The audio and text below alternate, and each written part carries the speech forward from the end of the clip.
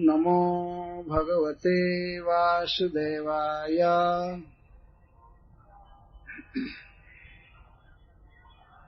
ॐ नमो भगवते वासुदेवाय।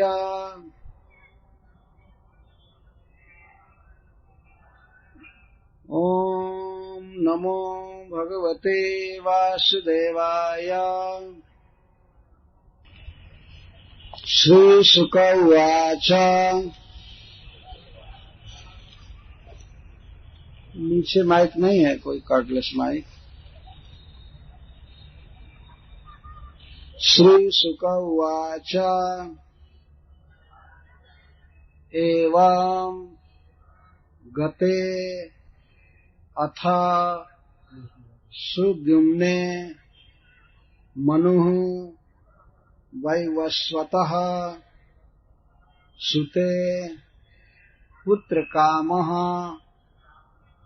तपः तेपे यमुनायां शतं समः। श्रीशुक उवाच। एवं गतेऽथ सुद्युम्ने मनुर्वैवस्वतः सुते पुत्रकामस्तपस्तेपे यमुनायां शतं समः। श्रीशुक उवाच। श्रील सुखदेव गोस्वामी ने कहा, एवं इस प्रकार गते तपस्या के लिए वन में चले जाने पर अथ अब सुद्युम्न के मनु महाराज वैवस्वतः विवस्वत के पुत्र सुते पुत्र के चले जाने पर पुत्र कामः पुत्र प्राप्त करने की कामना से तपस्या तेपे किए यमुना जी के तट पर शतम 100 समाह वर्ष तक।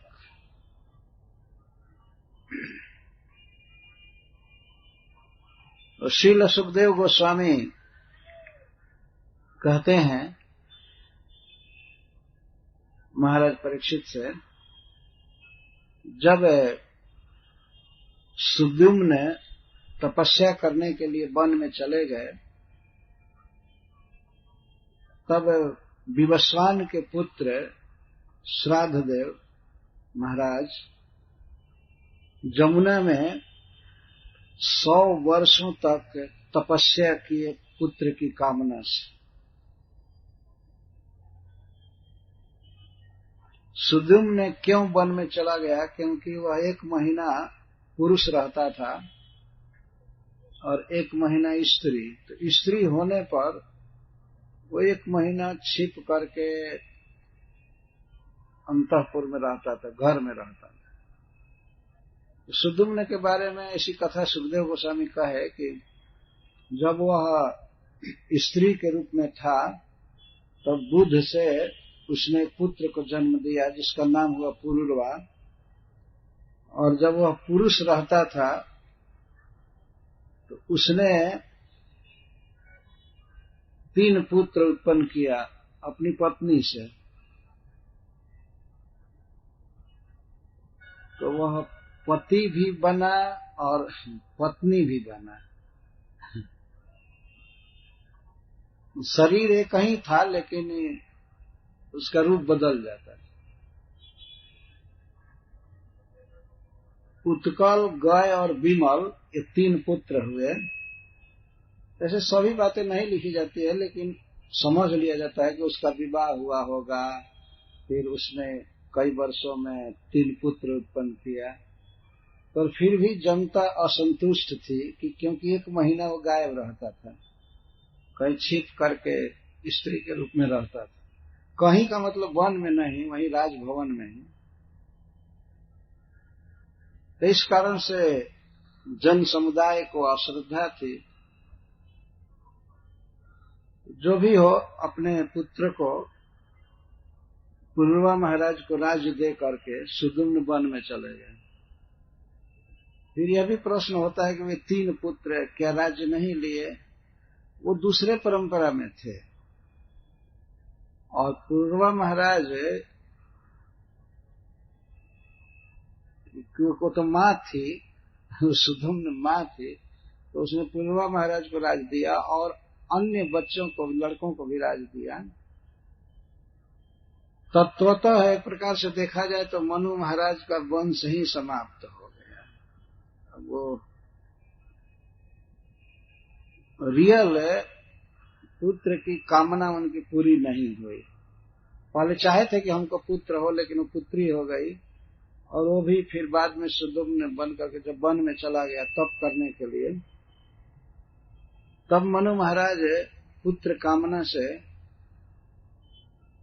तप किए 100 वर्षों तक। ऐसा श्रीमद् भागवतम में कहा गया है कि वैदिक काल में जिन पुरुषों को, जिस व्यक्ति को पुत्र की कामना होती थी, वह पहले तपस्या करता था, अनेक नियमों का पालन करता था शुद्ध संतान उत्पन्न करने के लिए।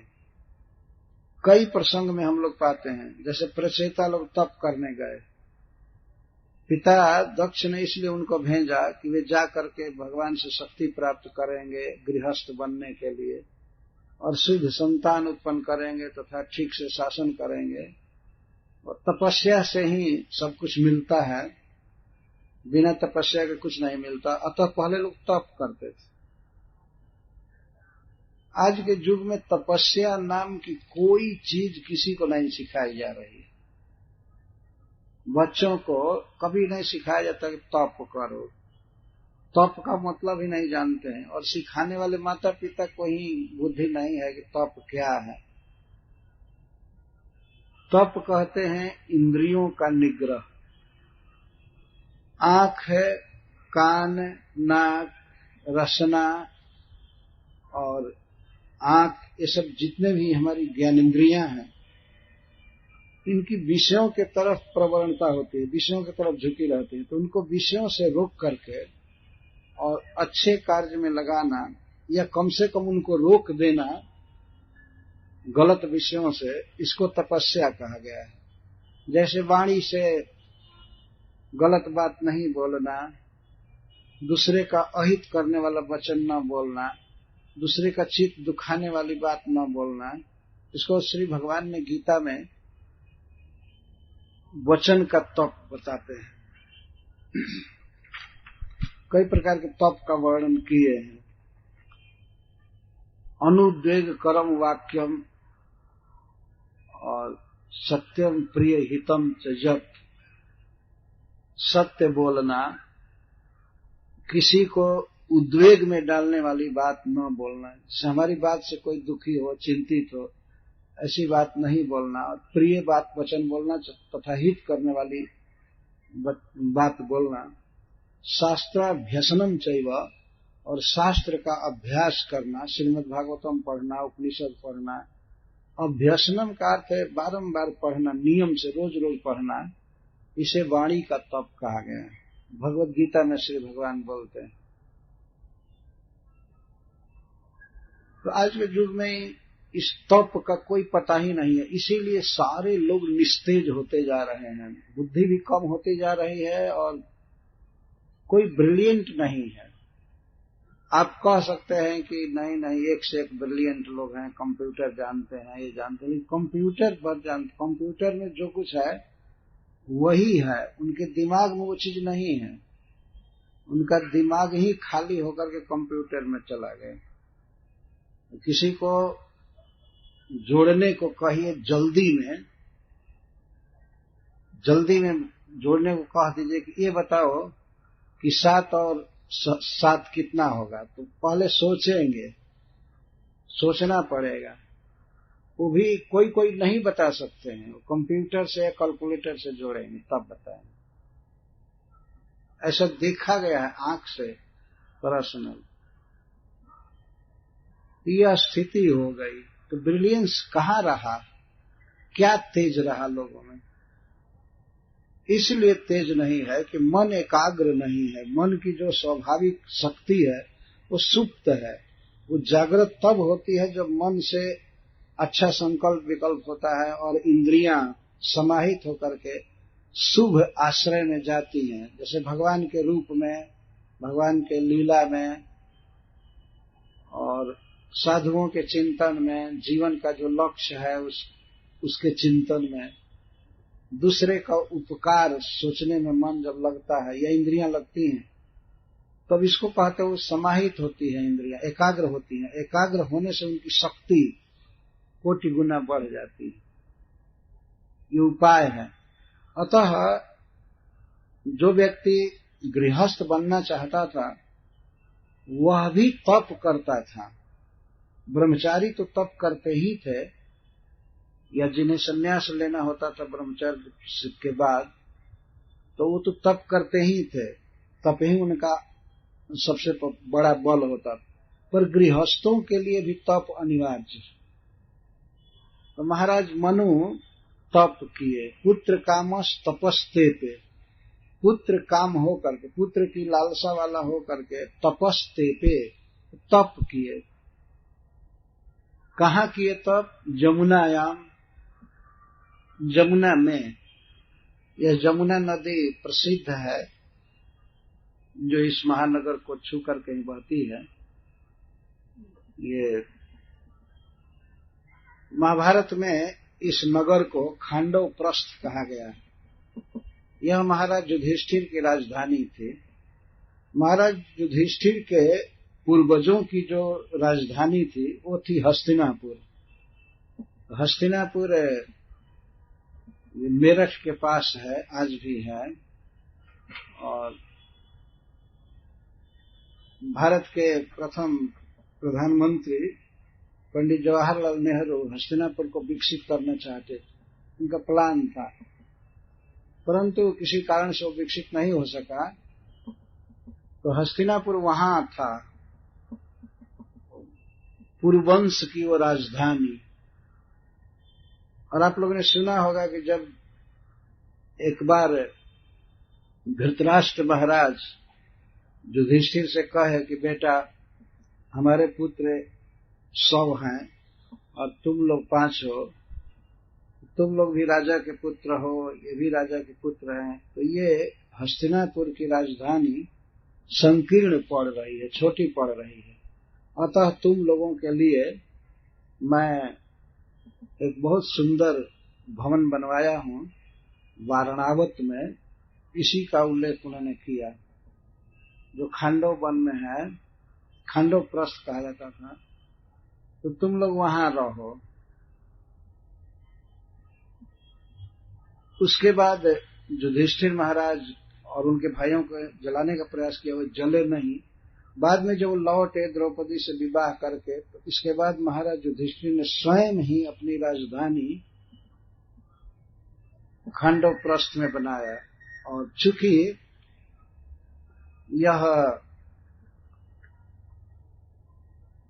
इंद्र का बहुत प्रिय स्थान है, इसलिए इसे इंद्रप्रस्थ भी कहते हैं। इंद्रप्रस्थ, प्रस्थ का अर्थ है प्रकृष्ट रूप से स्थ, जहां इंद्र रहे हैं उसको इंद्रप्रस्थ कहते हैं। तो यह महाराज युधिष्ठिर की राजधानी है। हस्तिनापुर गंगा जी के तट पर है और इंद्रप्रस्थ जमुना जी के तट पर है। और यहीं से श्री जमुना जी ब्रज क्षेत्र में जाती हैं। बहुत पवित्र नदी है। कहीं भजन करना हो, शुभ काम करना हो, तो सबसे पहले स्थान का चुनाव करना पड़ता है। उचित स्थान जो हमें तपस्या में फल दे, हमारे तपस्या को सार्थक करे, हमारे यज्ञ को, हमारे भजन को सार्थक करे, तो स्थान देखा जाता है। जैसे कोई व्यक्ति कोई कारखाना खोलना चाहता है तो वो देखता है कि यहाँ हमको कच्चा माल ठीक से मिलेगा, जल मिले, पानी मिलेगा और यहाँ से तैयार माल को अच्छा से डिस्ट्रीब्यूट किया जा सकता है, वह स्थान देखेगा। ऐसा तो नहीं करेगा, उसे धान की खेती करनी है तो जा करके राजस्थान में करेगा, ऐसा नहीं करेगा, वहां पानी की सुविधा नहीं है। तो जो व्यक्ति चाहता है जीवन में उत्कर्ष, सफलता, शुभ कर्मों के फल को अच्छी तरह से प्राप्त करना चाहता है तो उसे सबसे पहले देश का चुनाव करना होता है। ऐसे शास्त्रों में कहा गया है कि गंगा जी का तट और जमुना का तट सबसे पवित्र क्षेत्र है, शुभ कर्मों का फल देने वाला, हजारों गुना फल देता है। चलमन गंगा जमुना तीर। मनु महाराज जमुना जी के तट पर तपस्या करने का निश्चय किए और काल कितना दिन तप किए?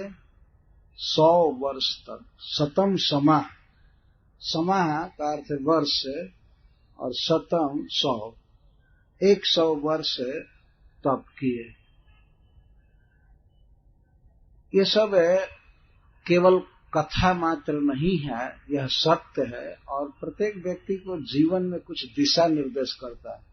श्रीमद् भागवतम ऐसी कथा नहीं है कि बस केवल कहानी मानकर सुना जाए और ऐसे रहा जाए। टच कर रहा है,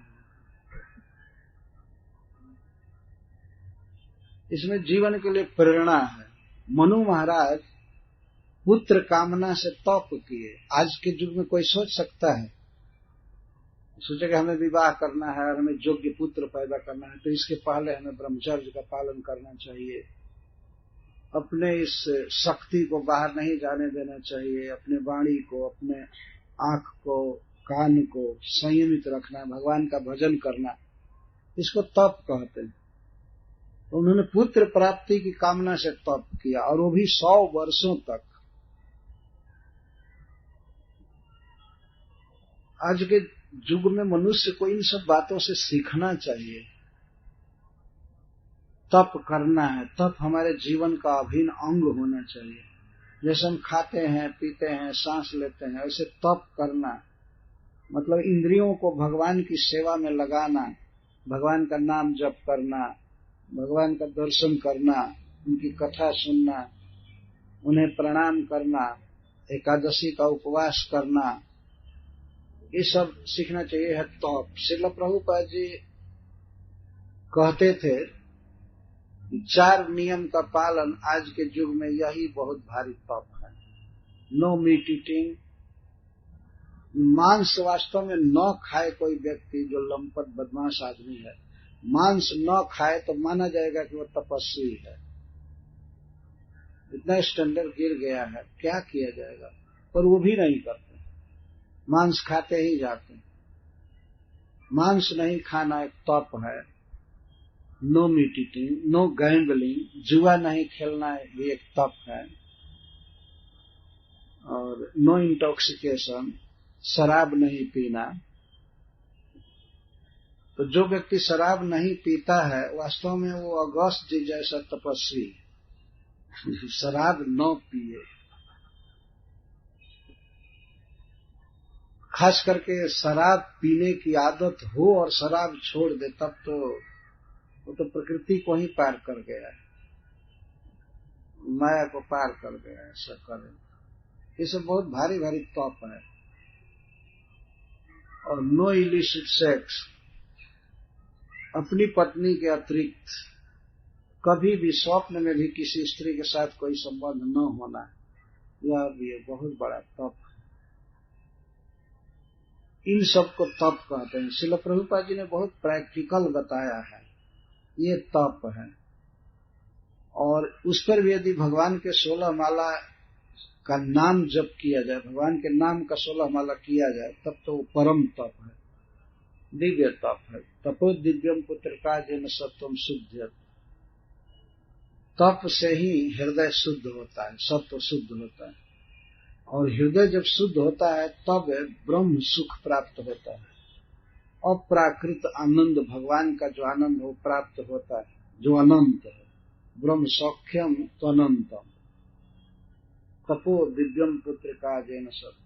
भगवान ऋषभदेव भागवत पंचम स्कंध के 5वें अध्याय में कहते हैं अपने पुत्रों को, बेटा यह शरीर भोग भोगने के लिए नहीं है। नायम देहो देह भाजन लोके कष्टन कामना रहते वेद भुजान। बेटा ये मनुष्य का शरीर बहुत कष्ट करके, बहुत मेहनत करके भोग अर्जन के लिए नहीं है। ये भोग जो दुनिया में आदमी कहता है भोग, ये तो बीड भुजाम, ये तो गांव के जो सुअर हैं मल भोजन करते हैं उनको भी ये मिल जाता है बिना परिश्रम।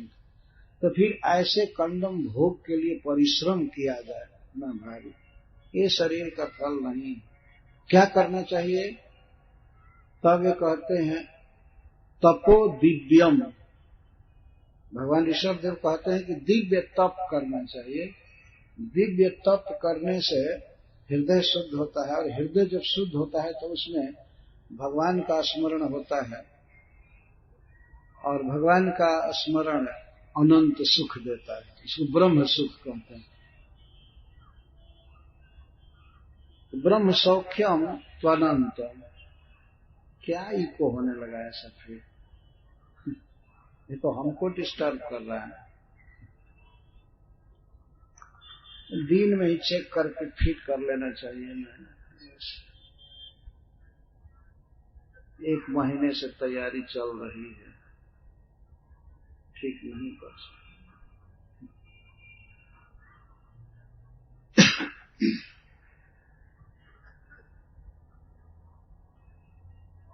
मनु महाराज के संतान परंपरा के विषय में महाराज परीक्षित का प्रश्न है, और श्रील सुखदेव गोस्वामी इन प्रश्नों का उत्तर देते हुए मनु महाराज के प्रथम पुत्र सुदुम्न की कथा का है। और इसके बाद उसके वन में चले जाने के बाद अब अन्य पुत्र प्राप्त करने की इच्छा उन्होंने किया, तब तप किया।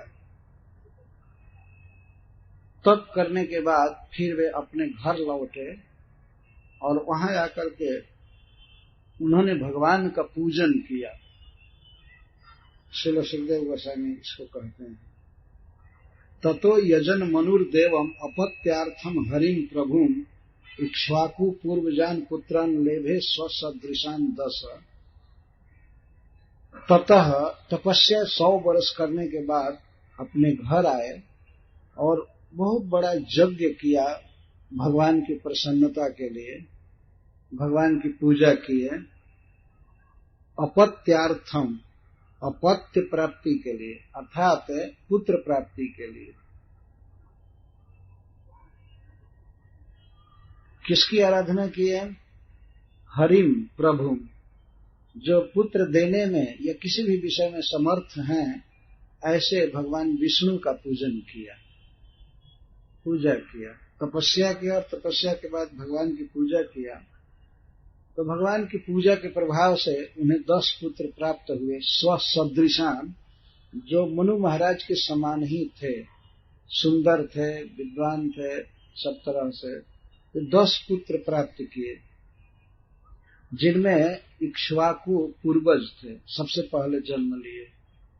इक्ष्वाकु पूर्वजान पुत्रान लेभे स्वसदृशान 10 पुत्र प्राप्त किए।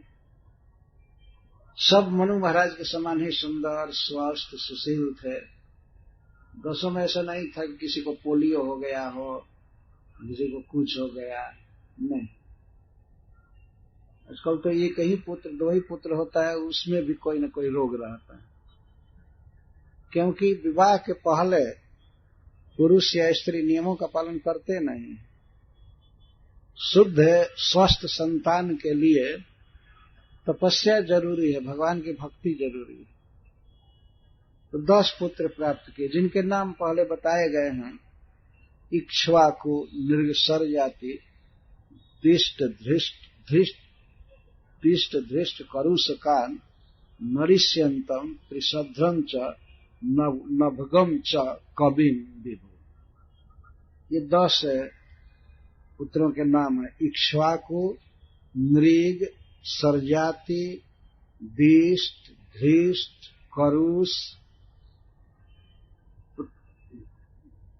नरिष्यंत, पृषद, नभग और कवि, ये 10 पुत्र हुए। तो इसमें से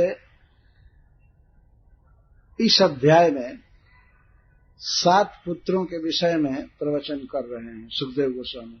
महाराज मनु के 7 पुत्र को क्या क्या पुत्र प्राप्त हुए, कौन कौन नाम हुआ। तो सबसे पहले पृषद्र से चालू कर रहे हैं। पृषद्र,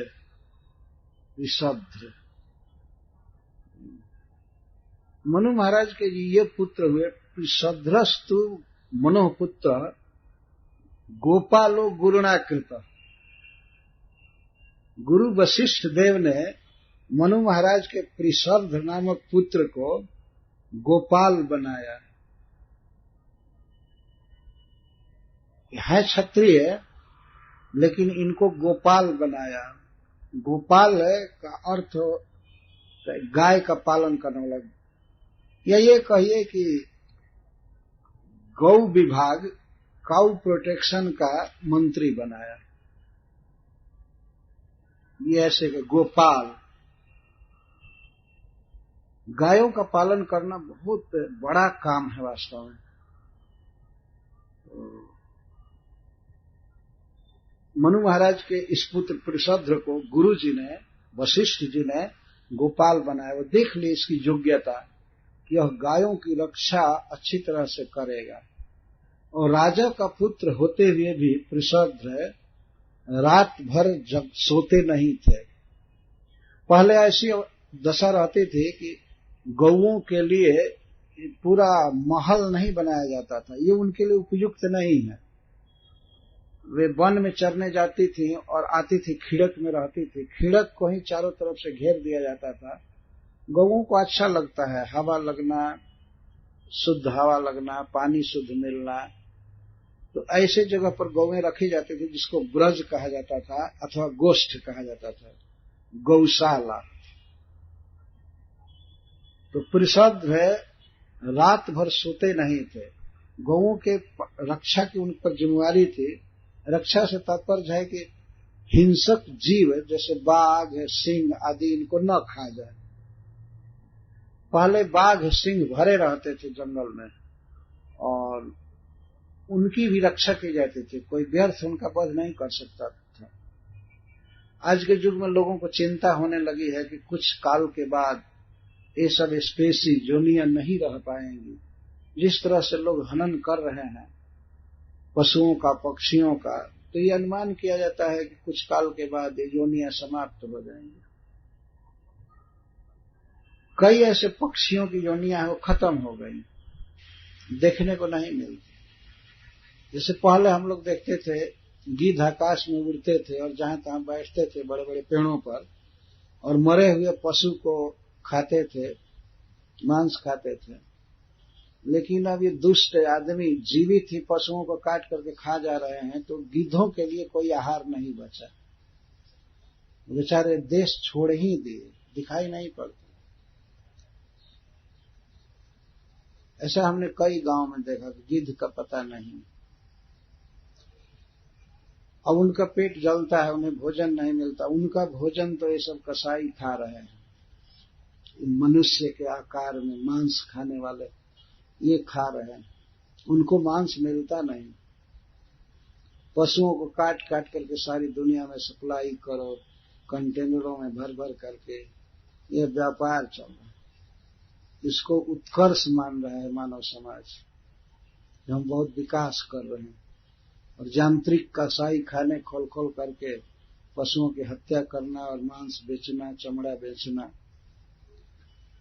आप देख सकते हैं कि इस श्रीमद् भागवतों में किस तरह से एक राजा के पुत्र को गौ रक्षा में लगाया गया और वो रात भर बेचारा सोता नहीं था, विरासन से बैठता था। विरासन का अर्थ है पैर को मोड़ करके एक ही साथ और हाथ में अस्त्र लेकर के, गदा या तलवार जब कोई व्यक्ति बैठता है तो इसको वीरासन व्रत कहते हैं।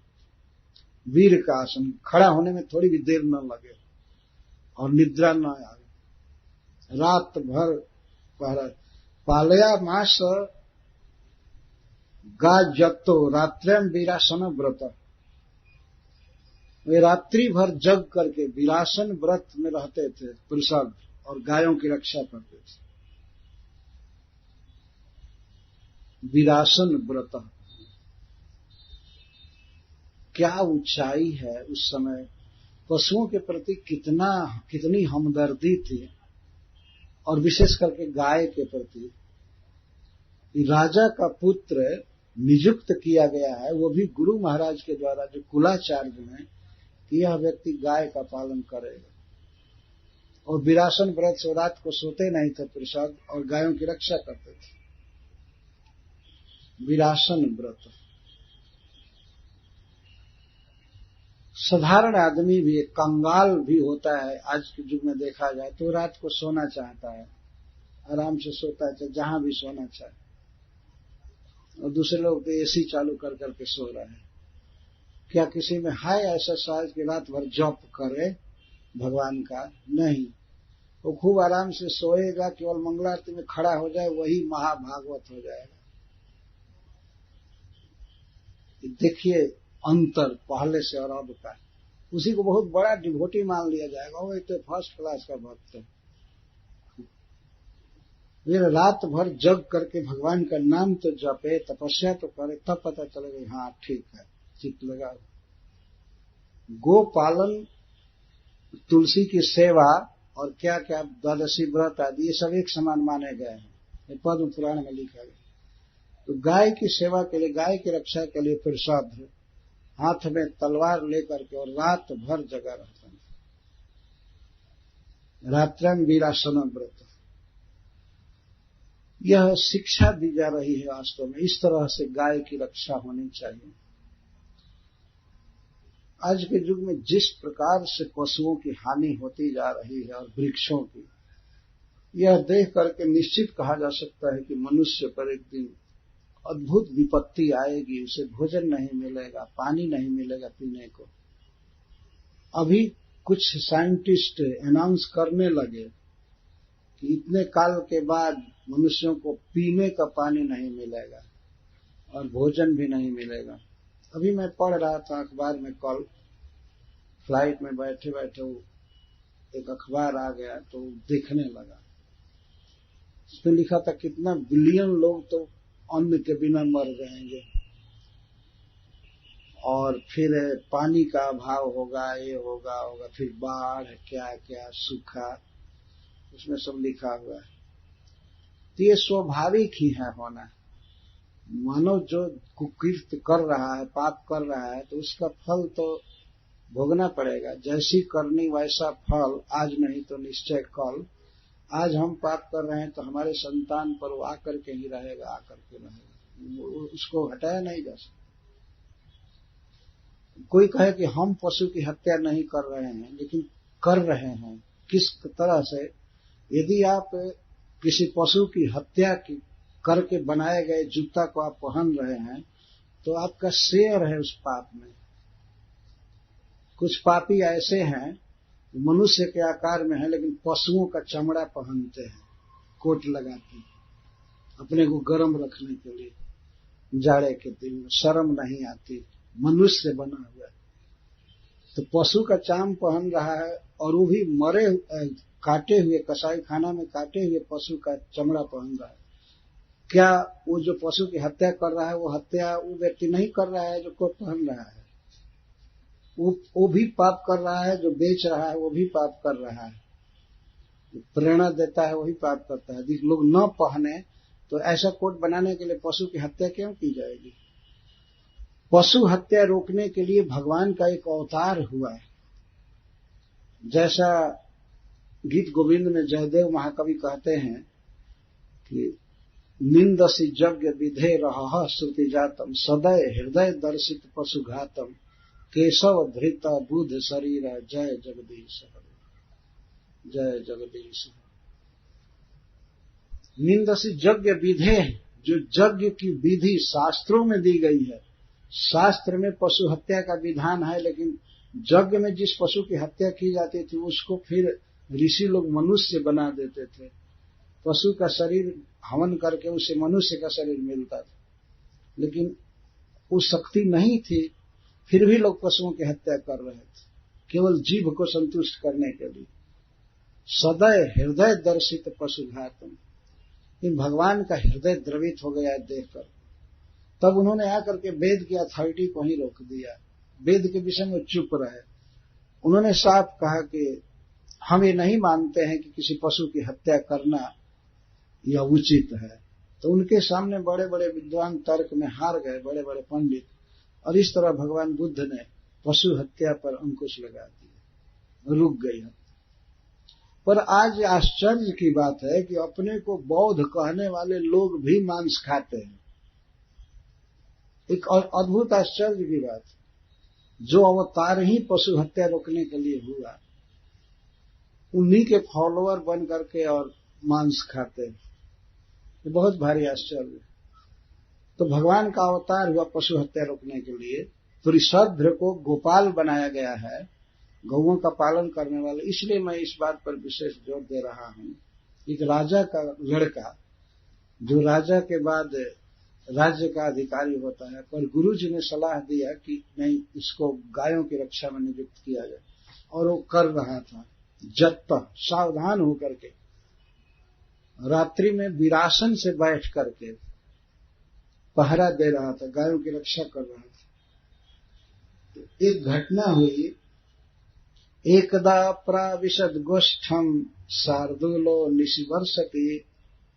एक दिन की बात है, रात्रि का समय था, बादल घनघोर छाया था आकाश में, इसलिए अंधकार छाया था बादलों के छाने से। तो और तारों का प्रकाश नहीं आ रहा था पृथ्वी पर, प्रकाश का नामो निशान नहीं था। उसी समय एक बाघ है गौओं के झुंड में प्रवेश किया। जिन गौओं की रक्षा ऋषभध्र कर रहे थे, उन्हीं गौओं के झुंड में एक बाघ आ गया। बाघ का स्वाभाविक आहार है मांस, वो पशुओं को मारता है, खाता है, यही उसकी जीविका है। तो ऋषभध्र पहरा दे रहे थे, वर्षा हो रही थी, घना अंधकार छाया था, तो बाघ प्रवेश किया।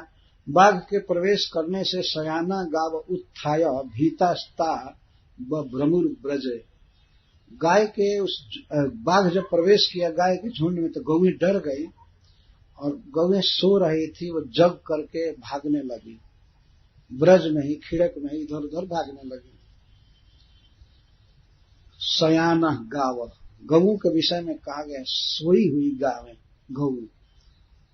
प्रत्येक जीव सोता है, वास्तव में उनके सोने का ढंग अलग अलग होता है, लेकिन सोते हैं सभी लोग। गौएं सोती हैं, इसको हम लोगों ने देखा है, उनकी आंखें बंद हो जाती हैं और सो जाती हैं, बैठे बैठे सो जाते हैं। कभी कभी वे अपने मस्तक को जमीन पर रख करके सोती हैं, कभी पैरों को पसार करके सोती हैं, ये सोती हैं। तो जब बाघ प्रवेश किया गौओं के झुंड में, तो गौएं घबरा करके रात्रि में इधर उधर भागने लगी।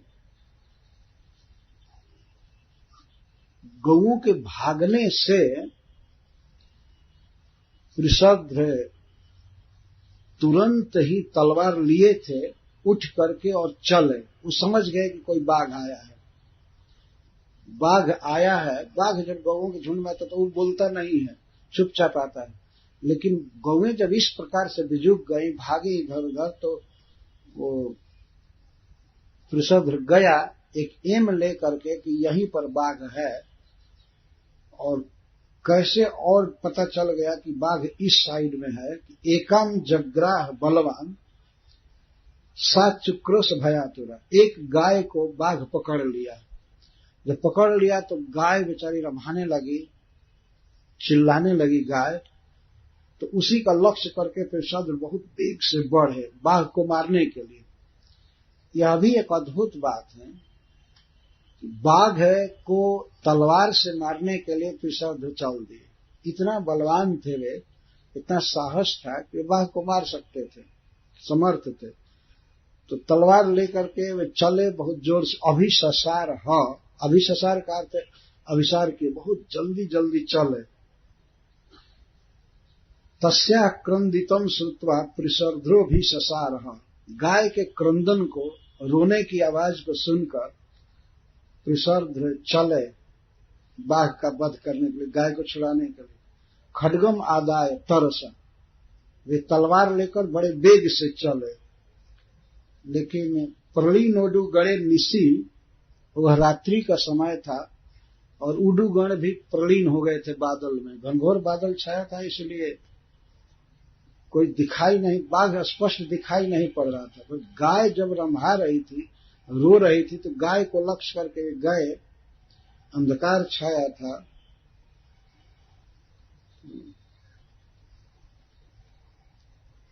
अजानन अहन बभ्रो शिर शार्दूल संकया, पृषद्र बेचारे नहीं जाने वे बाघ यही है और यहीं पर है, इसलिए उन्होंने अपने तलवार का वार कर दिया और गाय का मस्तक कट गया।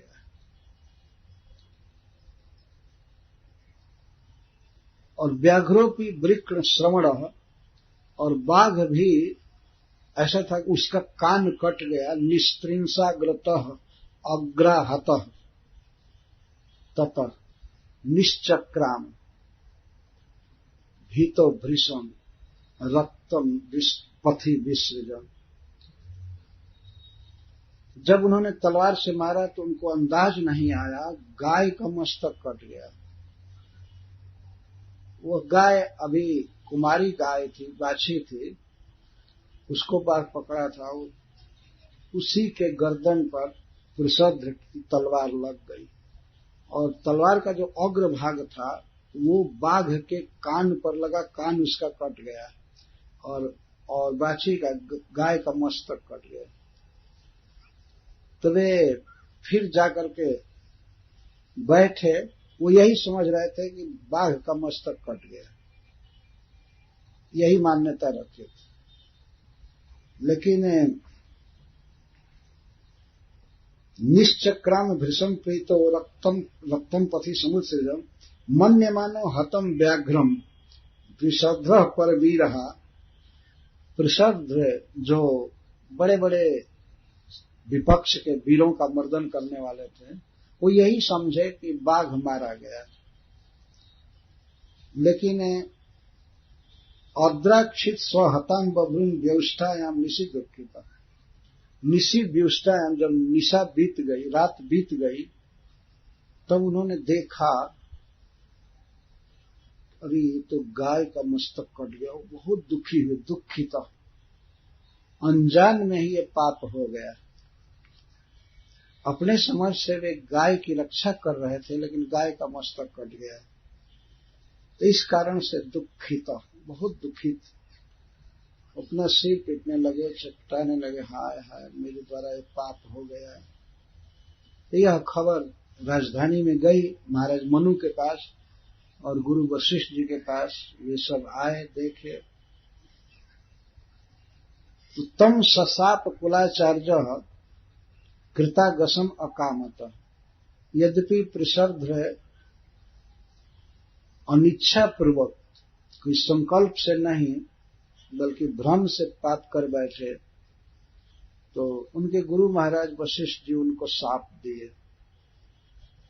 क्या शाप दिए? नक्षत्र बंधु शूद्रस्तम कर्मणा भविता मुना, अमुना कर्मणा, तुम इस कर्म से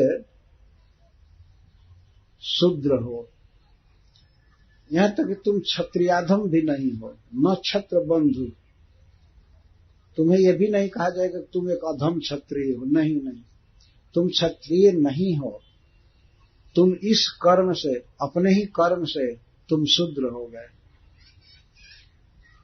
यह व्यवस्था थी उसमें समाज में, और गुरु महाराज ने जो कुछ भी किया बिल्कुल उचित किया। यह ऐसी बात नहीं थी केवल पृषद्र को दंड दिया जा रहा है, भावी समाज को यह शिक्षा दी जा रही है कि भूल करके भी गौवध नहीं होना चाहिए, भूल से भी वध करना पाप है। अब आज जरा विचार कीजिए कि जो इस तरह से योजना बना करके और कई तरह से सरकारी सहायता प्राप्त करके पशुओं की इतनी बड़ी हिंसा की जा रही है, यह कितना बड़ा घोर पाप है। और फिर भी मनुष्य सोचता है हम सुखी होंगे, हम सुखी होंगे। अब इस पंचवर्षीय योजना में इतना विकास हुआ, इतना विकास हुआ, अरे सब हेल जाओगे नरक में, और जीवित ही इतना दुख मिलेगा जिसको कोई आर पार नहीं होगा। प्रत्येक व्यक्ति लगा हुआ है कि दुख चला जाए, दुख चला जाए, लेकिन दुख जाएगा नहीं। इस प्रकार का पाप करने से जहां योजना बना करके विधिवत पशुओं की हत्या की जाती है और मांस की सप्लाई की जाती है, खाया पिया जा रहा है, पकाया जा रहा है, वहां क्या सुख की आशा की जा सकती है। भूल में गौ की रक्षा करने में जब पुरुषार्थ से ये पाप हो गया, फिर भी वशिष्ठ महाराज ने उनको कहा कि तुम शूद्र हो गए, मतलब क्षत्रिय जैसा तुम्हारे साथ व्यवहार नहीं किया जाएगा। यद्यपि गुरु वशिष्ठ देव त्रिकालदर्शी महात्मा थे, वे सब जानते थे, इसने जानबूझ करके पाप नहीं किया है, फिर भी यह दंड आवश्यक था। इसको समझदार आदमी समझ सकते हैं कि के में दंड दिया गया, दंड जरूरी था अन्यों को सावधान करने के लिए। आजकल जैसे देखा जाता है कोई व्यक्ति महापापी है, हजारों लोगों का वध किया है, वध करने की चेष्टा किया है, फिर भी उसके जीवन की रक्षा होनी चाहिए। देखिए, तो आगे दूसरे लोग पाप करने के लिए फ्री हो जाएंगे और दूसरों का वध करने के लिए। ये दंड विधान जो है यह बिल्कुल शास्त्रीय चाहिए, दंड होना ही चाहिए, क्योंकि जनता को सुरक्षित रखना है, सबको ठीक से सुकर्म के पथ पर चलाना है, यह आवश्यक है। निर्दोष सर्वथा निर्दोष वृषभध्वज को दंड दिया गया, उसे क्षत्रिय से क्षत्रिय से शूद्र कह दिया गया।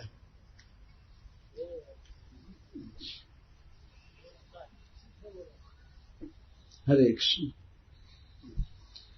तो यह बहुत बड़ा दंड है। और गुरु वशिष्ठ जी अभी जानते थे कि यह लड़का वास्तव में बहुत महान व्यक्ति है, और भविष्य भी देख लिए कि यह भगवान कृष्ण का परम भक्त है और आगे भी होगा, इसलिए भी उन्होंने दंड दिया। अन्यथा यह लड़का यदि राजकाज में फंस जाएगा तो भगवान को प्राप्त नहीं कर पाएगा। उन्होंने यह भी देख लिया, इसलिए यह दंड दिया।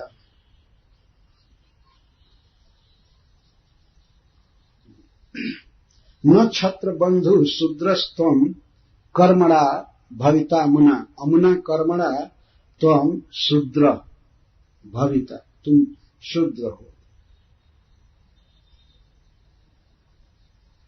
एवं सपंतम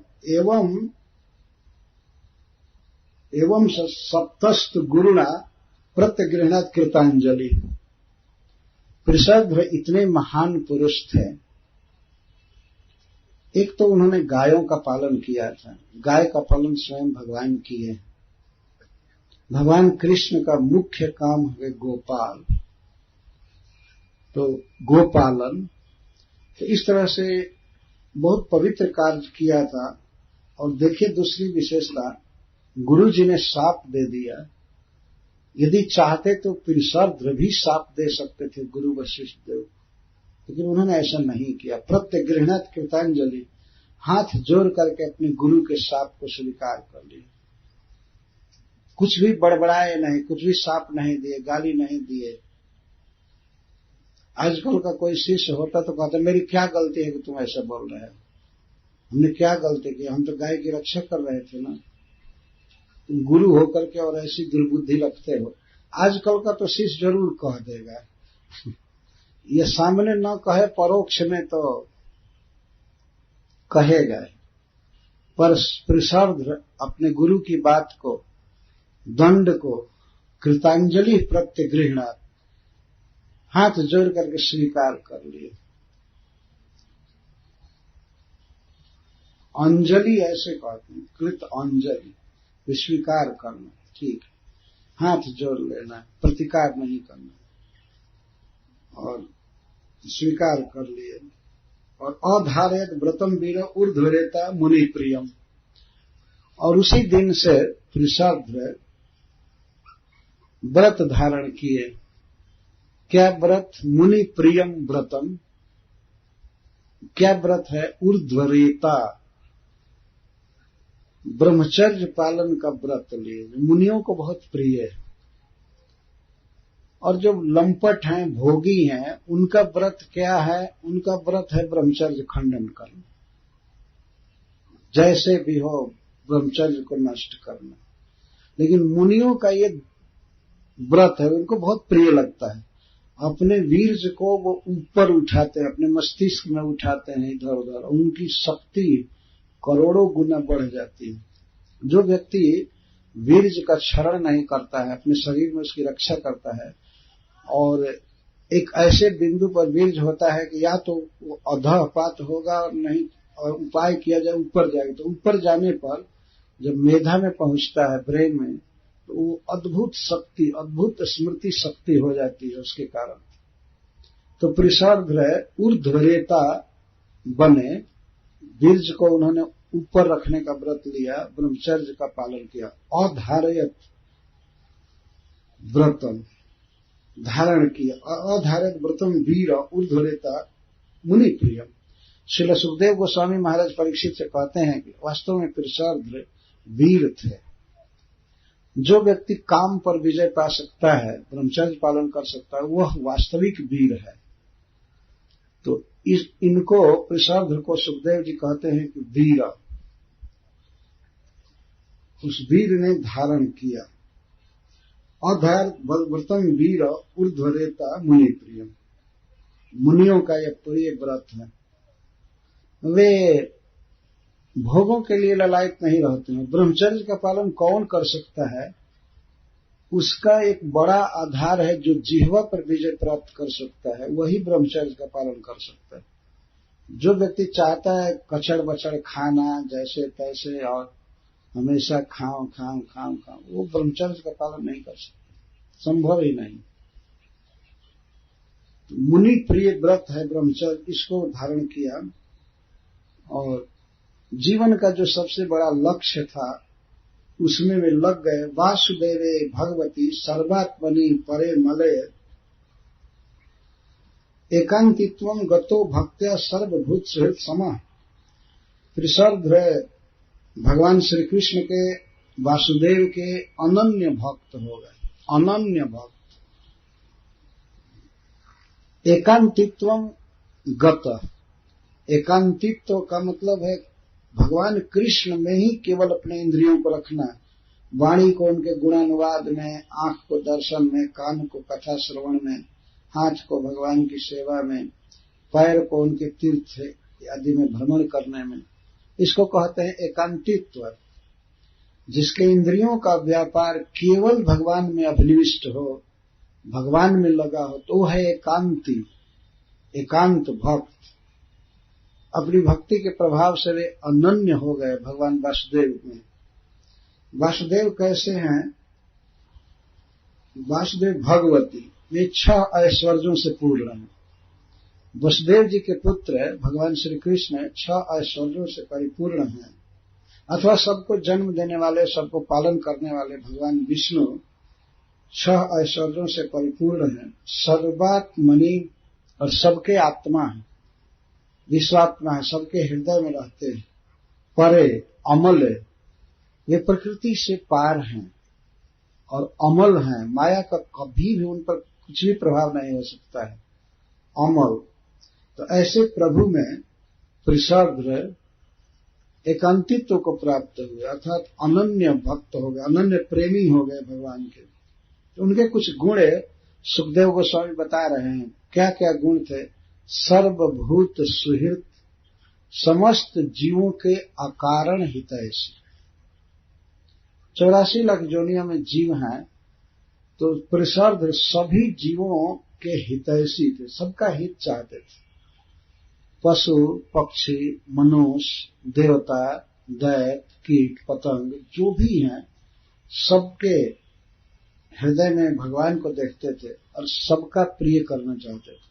इसको सर्वभूत सुहृद कहते हैं। भगवान ने भगवत गीता में अनेक बार ये बात कहा, बहुत जोर दिया है।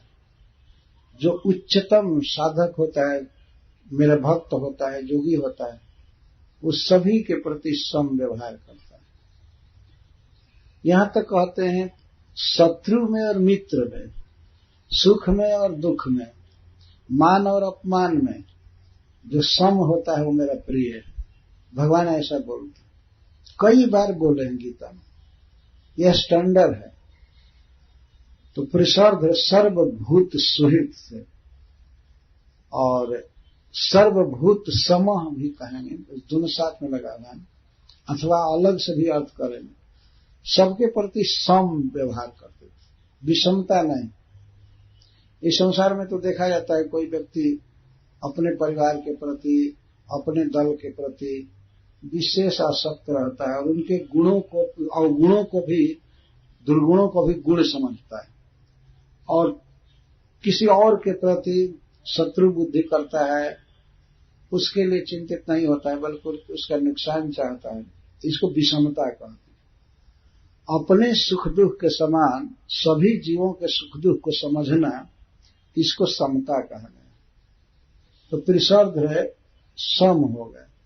यह मेरा शत्रु है, यह मेरा मित्र है, यह उपकारी है या अपकारी है, यह घाटा में डाल दिया या हमको लाभ दिया, इन सब भावनाओं से परे थे। सबका हित चाहते थे, सबकी मंगल कामना करते थे। सर्वे भवन्तु सुखिनः, सर्वे सन्तु निरामयाः, सर्वे भद्राणि पश्यन्तु मां कश्चित् दुर्भाग् भवेत्। इस प्रकार के विचार में वो बिल्कुल सिद्ध थे, भगवान कृष्ण की भक्ति में लगे थे, सदा जप किया करते थे, चिंतन किया करते थे भगवान का। हरे कृष्णा कृष्णा कृष्णा हरे हरे, हरे राम राम राम हरे हरे। और श्रील सुखदेव गोस्वामी उनके गुणों का और वर्णन कर रहे हैं। विमुक्त संगः शांतात्मा संयताक्षो परिग्रहः यदृच्छयोपपन्नेन कल्पयन् वृत्तिमात्मनः। त्रिशर्द विमुक्त संगः, सब प्रकार की आसक्ति से पूर्णतः मुक्त हो गए। विमुक्त संग, ये मनुष्य का स्वभाव हो जाता है माया में कि वो किसी स्थान से, किसी परिस्थिति से, किसी व्यक्ति से, किसी वस्तु से वो आसक्त होता है, उसको चाहता है, और किसी किसी को नहीं चाहता है। लेकिन पुरुषार्थ इन भावनाओं से मुक्त हो गए। विमुक्त संग, किसी में आसक्त नहीं थे, राग द्वेष आदि से शून्य हो गए। उनका प्रेम केवल भगवान कृष्ण से था और किसी से नहीं कि यह व्यक्ति गुणवान है, इसे प्रेम करो, ये धनी है, इसके पीछे पड़ो और उसको दुत्कारो, ये करो, इन सब में नहीं था। विमुक्त संग कहते, विमुक्त संग। और शांत आत्मा, आत्मा माने मन, शांत मन, प्रायः समाधि में रहते थे, भगवान कृष्ण के स्मरण में मग्न रहते थे। उनका मन बिल्कुल शांत था। और शांत मन की क्या पहचान है? भुक्ति मुक्ति सिद्धि कामी सफल या शांत। भगवान चैतन्य महाप्रभु कहते हैं, कृष्ण भक्त निष्काम अतएव शांत।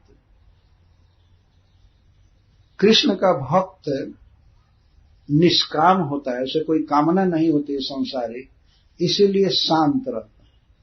लेकिन भुक्ति मुक्ति सिद्धि कामी सकल या शांत, भोग की कामना करने वाला, सिद्धि और मुक्ति की कामना करने वाला अशांत रहता, बेचैन रहता। कामना आग की तरह उसे जलाती रहती है।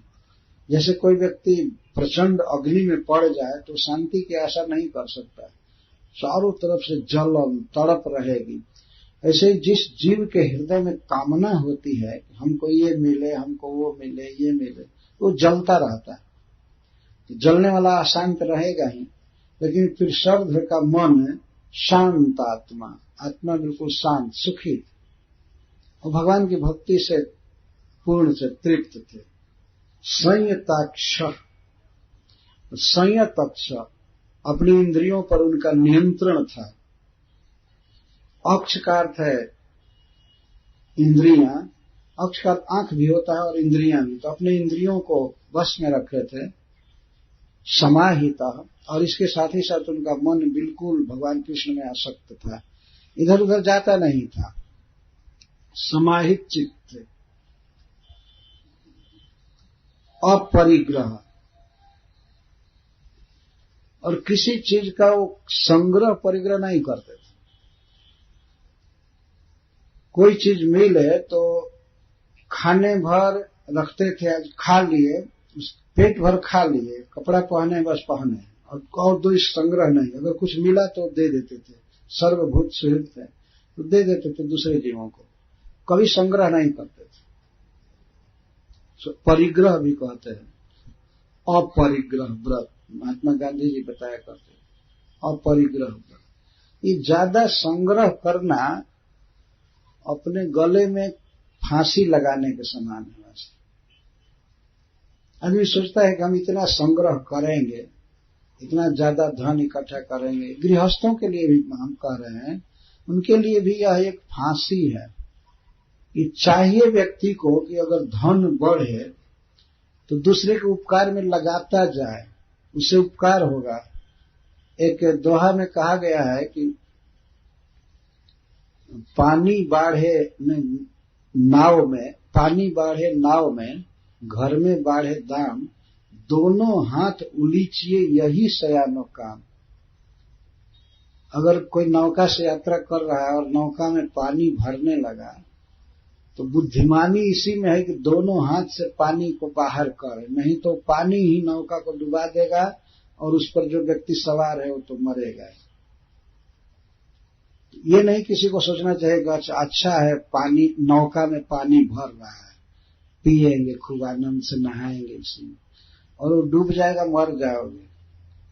इसी तरह से लोग सोचते हैं कि हमारे घर में आमदनी बहुत है, इतना बैंक में है, ये है, वैसे है, वैसे है, आनंद से जिंदगी कटेगी, लेकिन वह पैसा ही दुख का कारण हो जाता है। वो एक तो नरक में ले ही जाएगा, वो इतना निश्चित है, और दूसरा इस जीवन में भी अपने संबंधी भी बैरी हो जाते हैं, चोर बदमाश आदि की दृष्टि पड़ती है, वो दुखी ही रहता है, देखा गया है। तो त्रिशर्द्र इस जाल से तो मुक्त हो ही गए थे, और वो अपरिग्रह मिला, कोई परिग्रह नहीं। तो प्रश्न होगा कि जीते कैसे थे? तो सुखदेव गोस्वामी कहते हैं जदृच्छोपपन्ने न कल्पेन वृत्तिमात्मन।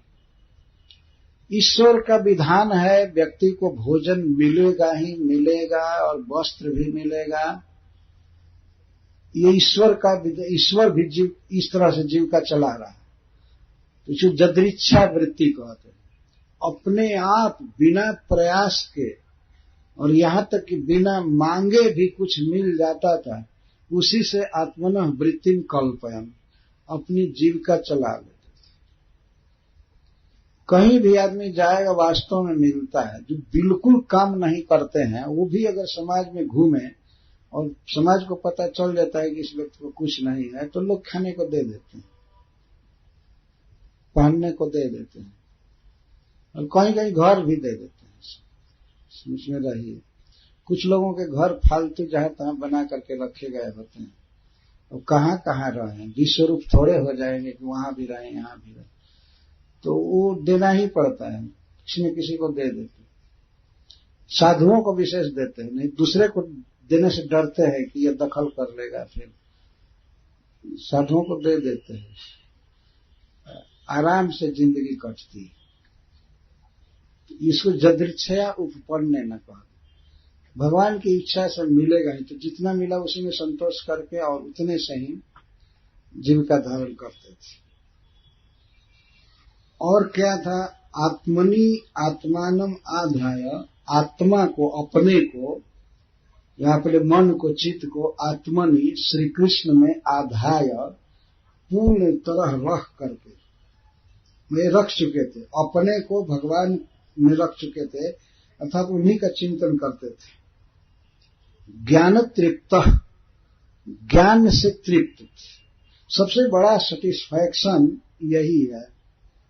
ज्ञान का अर्थ होता है भगवान के सौंदर्य, भगवान की कृपा, लीला आदि का जो अनुभव है, एक्सपीरियंस है, इसी को ज्ञान कहा गया शास्त्रों में।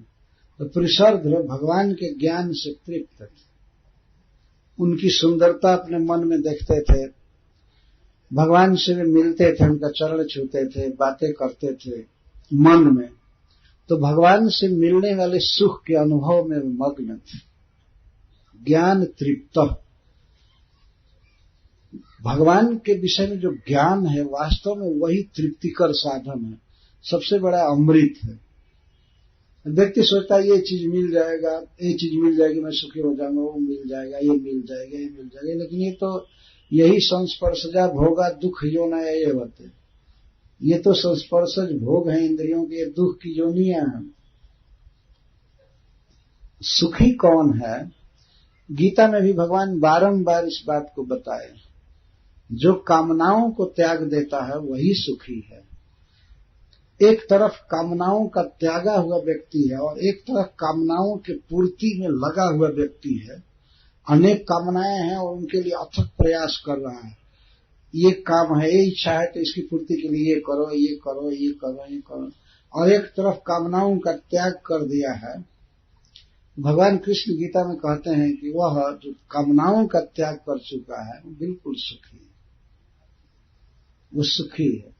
और कामनाओं के लिए जो युद्ध कर रहा है कि अब इस कामना की पूर्ति कर लें, पूरा दिल्ली अपने बस में कर लें, पूरा अमेरिका हमारे बस में हो जाए, अब हम चंद्रमा पर पहुंचकर सुखी होंगे, ये होंगे, तब तक मर करके चला जाता है और रोते रोते मरता है, क्योंकि कामना की पूर्ति हुई नहीं। आज तक जितने भी लोग इस तरह के हुए कामना वाले, वे हाहाकार करते हुए, हाय हाय करते हुए मरे। कोई आनंद से नहीं मरा कि ठीक है मेरी कामना पूरी हो गई। आपने सुना हो कुछ साधु महात्मा भगवान के भक्त वे आनंद से शरीर छोड़ते, वो तृप्त रहते हैं कि अब ले जाना हो भगवान को ले जाए या रखे, उनकी जो इच्छा, लेकिन हमको यहाँ की कोई जरूरत नहीं। तो कामनाओं से एक युद्ध करने वाला व्यक्ति है, कामनाओं से नहीं, कामनाओं के अनुकूल होकर युद्ध करने वाला। काम उसको न चाहता है ये वस्तु लाओ, यहां से लाओ, चाहे कितना भी महंगा हो, तब मैं सुखी होऊंगा। ये मन अनुशासन करता है और मन के अनुशासन में व्यक्ति काम करता रहता है। तो पुरुषार्थ ज्ञान तृप्त थे। ज्ञान सबसे बड़ा अमृत है, भगवान से मिलने वाला ज्ञान अनुभव, यह दिव्य अमृत है, तो बहुत सुख मिलता है। जैसे श्रीमद् भागवतम की कथा है, तो हम लोगों का अनुभूत विषय है। कभी कभी भगवान की लीलाएं सुन करके, ज्ञान की बात सुन करके ऐसा अनुभव होता है कि संसार में हम लोगों से बढ़ करके सुखी कोई नहीं, ऐसा अनुभव होता है। इसको कहते हैं ज्ञान तृप्त, भगवान से मिलने वाले अनुभव से सुखी होना। प्रसाद इस तरह से थे। आत्मनि आत्मानम आधाय ज्ञान तृप्त समाहित विचचार महिमेतम जडान्ध बधिराकृति। तो इस कृष्ण भावना भावित दशा में वे पृथ्वी पर विचरण कर रहे थे, घूमते थे जहां तहां, और अपने को जडान्ध बधिरवत, जडान्ध बधिराकृति, अपने को ऐसे दिखाते थे। संसार में लोग ये समझते थे कि बिल्कुल जड़ है, जड़ मतलब मूर्ख, इसको शरीर का भी ध्यान नहीं है, लंगोट पहन करके भी घूमते थे, या कभी वस्त्र नहीं है तो नग्न भी घूमते। जड़ वस्त्र, लोग कहते थे इसको पहनने का ध्यान नहीं, खाने का ध्यान नहीं है, घर बनाना चाहिए, विवाह करना चाहिए, बाल बच्चा पोसना चाहिए, इसको बिल्कुल ज्ञान नहीं है, जड़ है। और अंध बधिराकृति, और कभी कभी अंधे जैसे व्यवहार करते थे। देखते थे लेकिन देखते हुए भी आप कौन हैं, क्या है, ऐसे इसलिए पूछते थे कि लोग ये न जान जाए कि ये देखता है, तो फिर टीवी पर बैठा देंगे कि ये देखो, इसलिए वे अंधे जैसे रहते थे।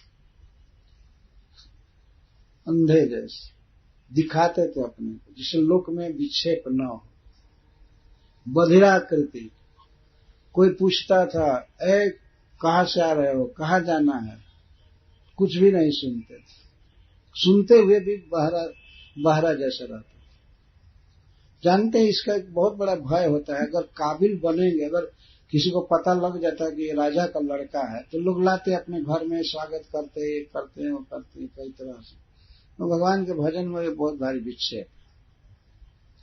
इसलिए अपने को विरक्त आदमी को चाहिए कि अपने को समाज में कभी बहरा जैसा रखे, कभी अंधा जैसा, कभी जड़ जैसा। अगर अपने को ज्यादा काबिल दिखाएंगे तब तो दरबार में पकड़ कर जाएंगे। हमारे यहाँ कहावत है, नीक गीत गायब न दरबार धके जाए। एक गायक था, तो उसको राजा दरबार में बार बार बुलाया करता था, गाओ, राजा को गीत सुनाओ, गीत सुनाओ, गीत सुनाओ। उसके कर्मचारी हमेशा पकड़ कर ले जाते थे। एक दूसरा व्यक्ति सोचा कि बाप रे बाप, ये अच्छा गीत गाता है, तो इसको राजा के कर्मचारी पकड़ कर हमेशा परेशान करते हैं, तो हम तो अच्छा गाएंगे ही नहीं, इसलिए मुझे राजा पकड़ कर नहीं ले जाएगा। तो कहावत का यह अर्थ है कि नीक गीत गाए, नीक माने अच्छा गीत नहीं गाऊंगा, अतः मैं राजा के दरबार में पकड़ कर नहीं जाऊंगा। यहाँ जो लोग अच्छा बनते हैं, अगर मान लीजिए पिरसार्थ ये बताते कि मैं राजा का लड़का हूं, मेरा नाम पिरसार्थ है, ये है वो है, तो कोई भी व्यक्ति उसका विवाह कर देता है और फिर उसको धन आदि दे करके और फिर वही माया के पक्ष में फंसा दे। तो इस तरह से वे अपने को जड़ बधिराकृति दिखाते थे। इस तरह से जीवन धारण करते हुए भगवान के भक्ति के आनंद में विभोर रहते थे। एवं वृतो वनं गत्वा दृष्ट्वा दावाग्निमुत्थितम् तेनोपयुक्त कर्म ब्रह्म प्राप्त परम मुनि। इसी दशा में एक बार वे वन में गए पिरसार्थ, और भगवान के भक्ति से पूर्ण मनोरथ हो चुके थे, कामनाएं पूरी थी उनकी, भगवान के परम अनन्य भक्त। देखे कि दावाग्नि लगी हुई है वन में, चारों तरफ आग की प्रचंड लपटें उठ रही है, तो उस आग के बीच में जाकर खड़े हो गए और तीनों उपयुक्त कर्ण, उससे उनकी इंद्रियां जल गई, सारा शरीर जल कर राख हो गया। वो अनुभव कर रहे हैं कि शरीर जल रहा है, लेकिन जैसे हम कुर्ता उतार करके रखे और कुर्ता जल रहा हो, उस तरह से उनको अनुभव हो रहा है, देह जल रहा है। और वे तो भगवान कृष्ण की लीला में हो गए, भगवान के पार्षद बन गए। यह है मनु महाराज के वंश की कथा। उनका यह बेटा जो पहले गायों की रक्षा किया और बाद में भगवान की भक्ति में लग करके और अपने शरीर को स्वयं ही दावाग्नि में जला दिया, परम गति और भगवान का धाम प्राप्त किया। श्रीमद् भागवतम में कोई इतिहास कथा कहानी के रूप में नहीं दिया गया है। ये वास्तव में ये दिखाया गया कौन व्यक्ति भगवान से कितना प्रेम किया, किसमें कितना वैराग्य आया, ज्ञान आया। भागवत का यही लक्ष्य है, इसीलिए भगवान वेदव्यास देव ने इसकी रचना की। राजा का बेटा होकर के भी कोई भोगों की कामना नहीं। जब गो पालन कर रहे थे उस समय भी रात में जग करके नींद नहीं लेना, यह भी बहुत भारी भोग का त्याग है ना। आदमी को नींद कितनी प्यारी होती है, वो सोना चाहता है, और विशेष करके भोर में तो और लोग प्रचंड आवेश में आ जाते हैं नींद के, बहुत प्रिय लगते। कभी कभी लोग खाना भूल जाते हैं, कोई खाने के लिए जगाता है तो वो भी नहीं खाते नहीं हैं, बच्चे खाते नहीं हैं, निद्रा में इतना रस लेते हैं। उस निद्रा को पिरसार्थ बिल्कुल तिलांजलि दे दिए, किसकी? गौ माता की रक्षा के लिए, अपने गुरु महाराज वशिष्ठ देव के आदेश की रक्षा के लिए। तो बचपन से ही जो ऐसा है किशोर अवस्था से ही, तो क्या कहना, बाद में भगवान का अनन्य भक्त और शरीर को जला करके भगवान के धाम चले गए। तीनों प्रयुक्त करणों ब्रह्म प्राप परम मुनि, वे मुनि थे, फालतू बात कभी नहीं बोलते थे। ऐसे मुनि पृषार्द्र पर ब्रह्म को पा गए, दवाग्नि में अपने शरीर को दग्ध करके, और पर ब्रह्म भगवान श्री कृष्ण की लीला में प्रवेश किए, वैकुंठ चले गए। तो सुखदेव गोस्वामी कथा तो इस तरह से कह रहे हैं, मनु महाराज के वंश की कथा सुना रहे हैं, तो सुदुम्न की सुनाए, और पृषार्द्र के बारे में उनका कहना यह है कि वो विवाह नहीं किए, इसलिए अपुत्र रह गए। ये तो भगवान के धाम में चले गए, उनको शूद्र छांट दिया गया, इसलिए विवाह आदि उनका नहीं हुआ, नहीं किए ही वास्तव में। वो स्वयं ही मुनि अधारयत व्रतम ऊर्ध्वम मुनि प्रियम, वीर मुनि प्रियम, वो वीर व्रत धारण किए, स्वयं ही विवाह नहीं किए, भगवान की भक्ति में लग गए और अपने से ही अपना देह जलाकर भगवान के धाम चले गए। एक पुत्र की कथा है पृषार्द्र की, जिनको कोई पुत्र प्राप्त नहीं हुआ। 10 पुत्रों में से एक की कथा यहाँ पूरी हुई। दूसरा सबसे छोटा बेटा उनका था मनु महाराज का, उसका नाम था कवि। कवि कनीयान विशेष निष्प्रिय विसृज्य राज्यम सहबंधुभिर्वनम निवेश चित्ते पुरुषम स्वरोचिषम विवेश कैशोर वयः परम गतः। मनु महाराज का सबसे छोटा पुत्र भी कितना भगवान का भक्त था। ये मनु महाराज के पुत्रों की कथा सुनाई जा रही है, जो परम विरक्त और कृष्ण के भक्त। कवि कनीयान, कवि नामक पुत्र कनीयान सबसे छोटा था। कनीयन का अर्थ है सबसे छोटा। सबसे छोटा बेटा कवि था। विषय सो निष्प्रिय, विषय भोगों में बिल्कुल निष्प्रिय था, कोई इसको मतलब नहीं था, पूरा विरक्त। विसृज्य राज्यम सहबंधुभिर वनम विवेश, यहां से इसका अन्वय। निवेश चित्ते पुरुषम स्वरोचिषम, वह कवि अपने चित्त में परम पुरुष स्वयं प्रकाश भगवान हरि को निवेश्य प्रवेश करा दिया था। अपने हृदय में भगवान कृष्ण को प्रवेश करा दिया था, अर्थात हमेशा चिंतन करता रहता था। और सहबंध भी राज्यम विसृज्य, राज्य छोड़ दिया, नहीं लिया। उसके हक के अनुसार, छोटा भाई था तो उसको भी राज्य मिल रहा था। मनु महाराज का राज्य कई भाइयों में दिया जा रहा था, तो कवि को भी दिया गया, लेकिन कवि राज्य स्वीकार नहीं किया, बल्कि अपने भाई पृषार्द्र के साथ ही ये भी घर से निकल गया। यहाँ बंधु भी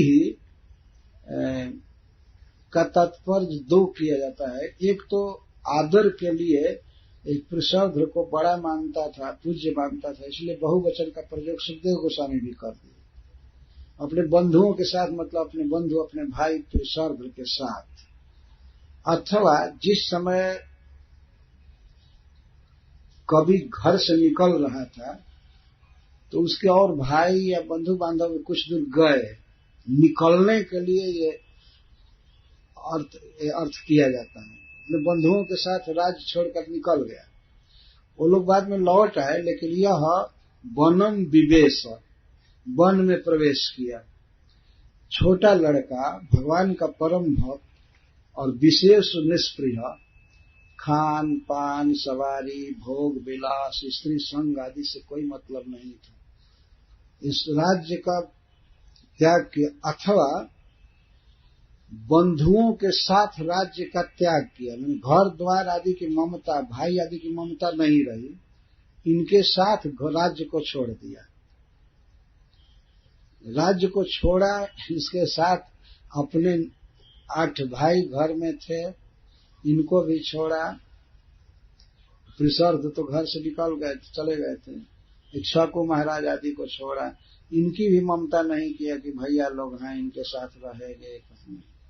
सह बंधु भी राज्यम विसृज्य वनम विवेश, क्या करके स्वरोचिसम परम पुरुषम हृदय निवेश्य, हृदय निवेश चित्ते निवेश्य, परम पुरुष भगवान को जो स्वयं प्रकाश है उनको अपने हृदय में बसा लिया। निरंतर उन्हीं का चिंतन करता था और घर से निकल गया, वन में गया और किशोर अवस्था में ही भगवान कृष्ण को प्राप्त कर गया।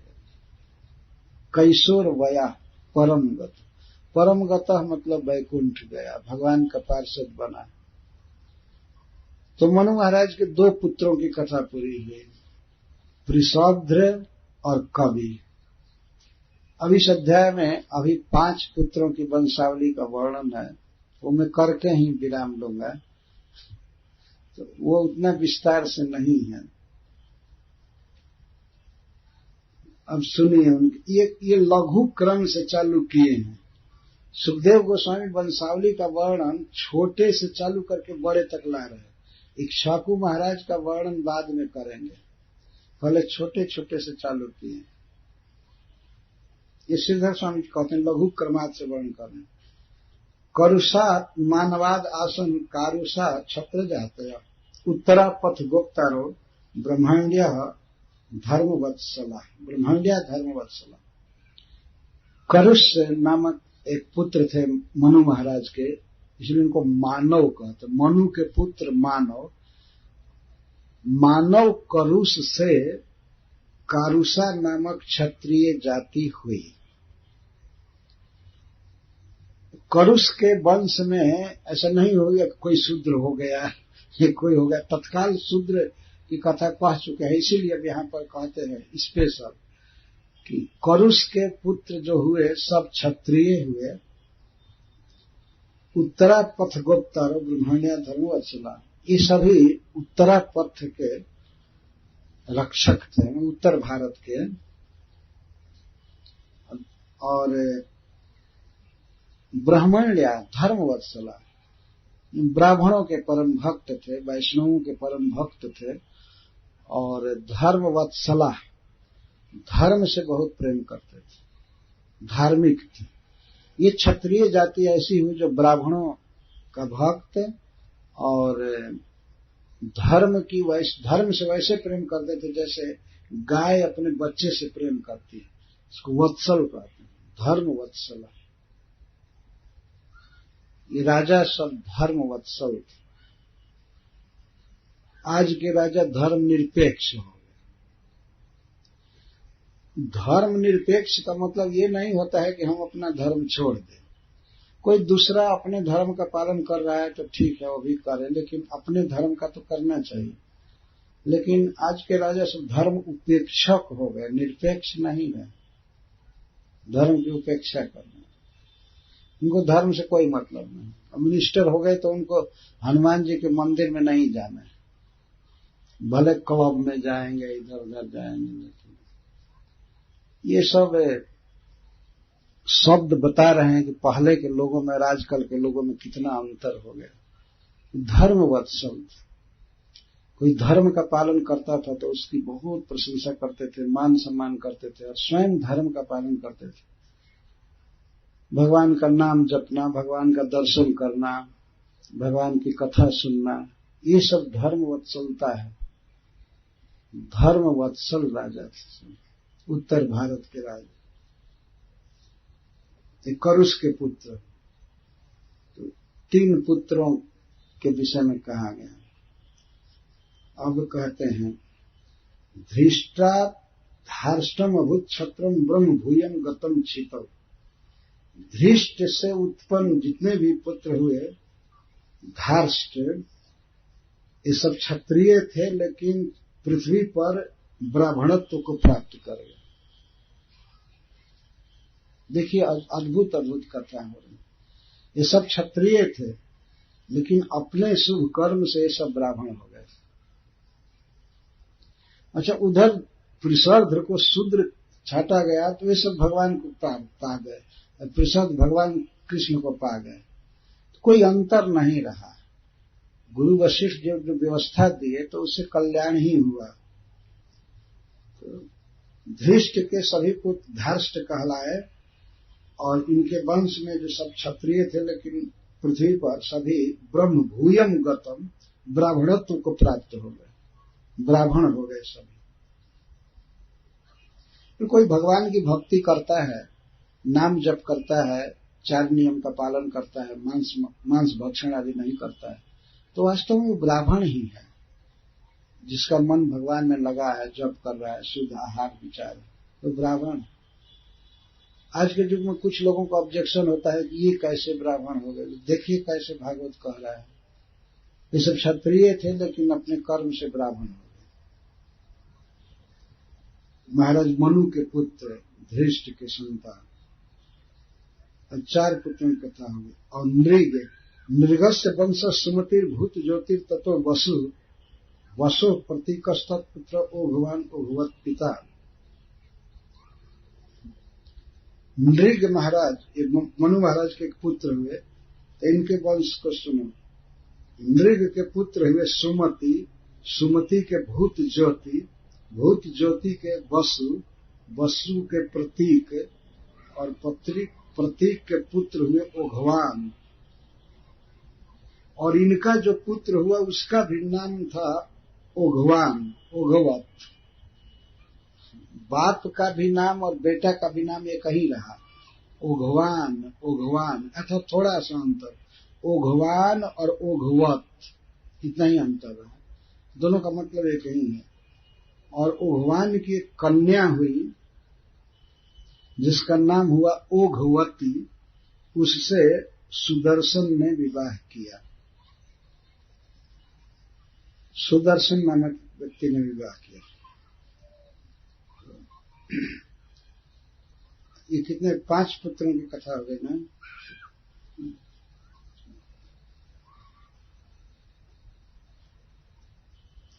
तीन से 5 कौरुष, धृष्ट और नृग। अब नरिष्यंत का वंश सुनिए। चित्रसेनो नरिष्यंता वृक्षस्थ सुतोभव। नरिष्यंत के पुत्र हुए चित्रसेन, चित्रसेन के ऋक्ष, और ऋक्ष के पुत्र हुए मिढवान, मिढवान के कुर्च, कुर्च के इंद्रसेन, और इंद्रसेन से बीतिहोत्र हुए, बीतिहोत्र के पुत्र सत्यश्रवा, सत्यश्रवा के उरुश्रवा, और उरुश्रवा के पुत्र हुए देवदत्त।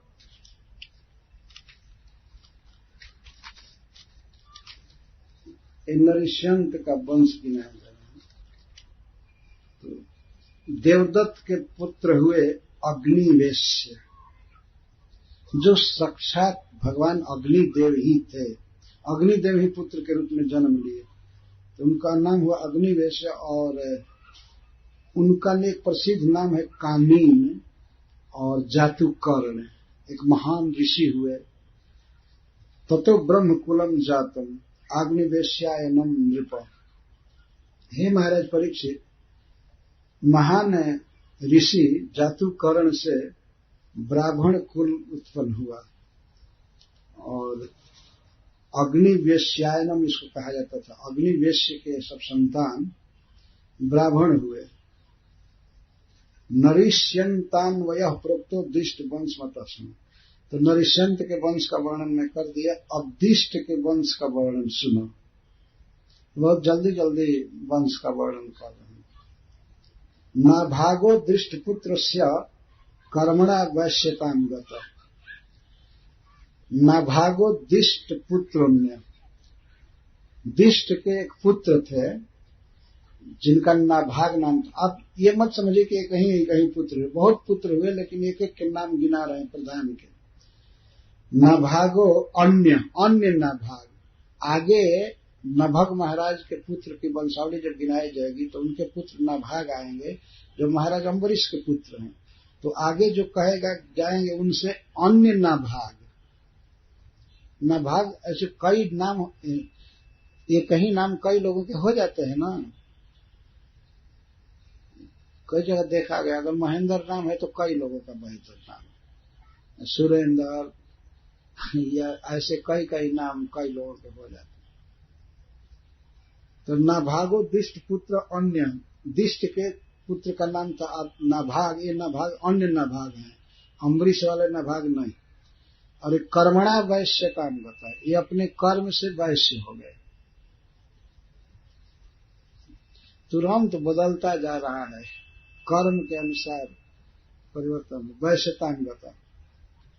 तो नाभाग के पुत्र हुए भलंदन, भलंदन के वत्स प्रीति, और वत्स प्रीति के पुत्र हुए प्रांशु, और प्रांशु के पुत्र हुए प्रमति, प्रमति के पुत्र हुए खनित्र, और खनित्र से चाक्षुष का जन्म हुआ, चाक्षुष के पुत्र हुए विविंशति, विविंशति के पुत्र हुए रंभ, और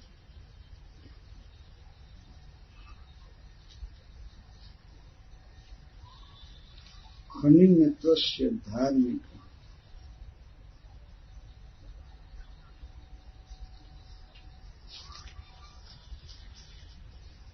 थोड़ा धैर्य रखना चाहिए।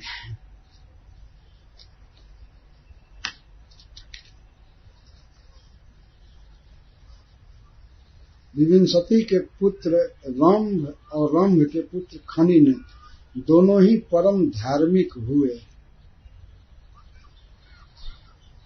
उनके पुत्र करंधम और करंधम के पुत्र अनुच्छित।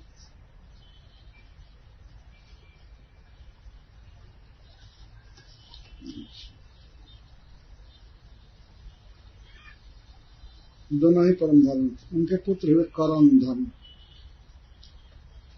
विविंशति या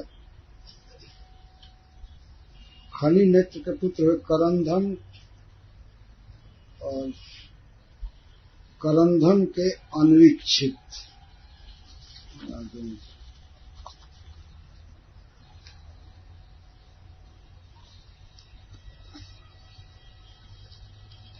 तस्यावीक्षित सुतो जैसे मरुतस चक्रवर्ती भूत, और अनवीक्षित के पुत्र हुए मरुत, ये चक्रवर्ती सम्राट हुए।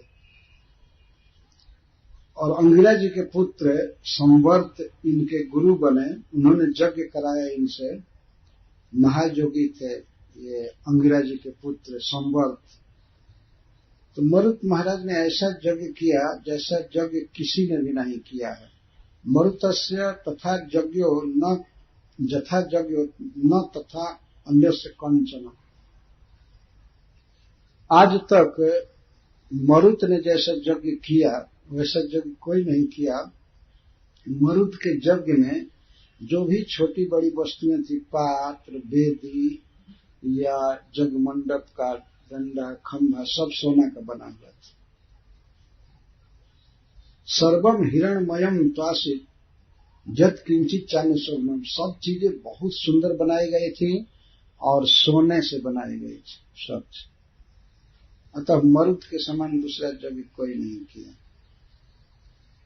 और क्या विशेषता थी?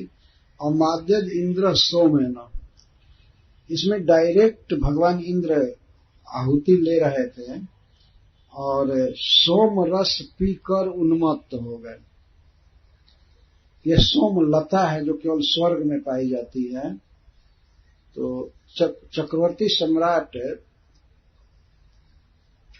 चक्रवर्ती राजा मरुत ने ऐसा यज्ञ किया कि सोम रस से तैयार किया गया था अमृत, और उसको पी करके भगवान इंद्र परम आनंदित हो गए। कहने का मतलब ये है, ये नहीं समझना चाहिए कि आजकल के शराबी जैसा शराब पी करके बस लौटने लगे। परम आनंद में हो गए, ये मतवाले हो गए। और दक्षिणा भी द्विजात है, और ब्राह्मण लोग दक्षिणा पा करके मतवाले हो गए, मतलब बहुत ज्यादा दक्षिणा उनको मिली। अमाद्य, अमाद्य मतवाले हुए मतलब आनंद में विभोर हो गए। और जिस यज्ञ में सब कुछ सोना का ही बना हुआ है, तो ब्राह्मणों को अगर एक एक को 2-4 किलो सोना मिले तो कौन आश्चर्य है। तो वो तो बिल्कुल विभोर हो गए। द्विजाति लोग भी, भगवान इंद्र भी। और परोसने वाले कौन थे? अमृत जो पिलाया जा रहा था जग में, खिलाने पिलाने वाले स्वयं मरुदगण थे, 49 भाई। हवा कितना तेज इधर से उधर चल करके करती है, तो ये तो हवा के अधिष्ठात्री देवता थे। यही लोग बड़ी फुर्ती से परोस रहे थे सब। परिवेष्टारो मरुत, मरुत परिवेष्टारो विश्व देवा सभासद। और सभा में आए हुए लोगों के स्वागताध्यक्ष कौन थे? स्वयं विश्व देवा, देवता जिनकी पूजा की रही कि जब वही सब उपस्थित होकर के सभासदों की सेवा कर रहे थे। इतना अच्छा यज्ञ हुआ।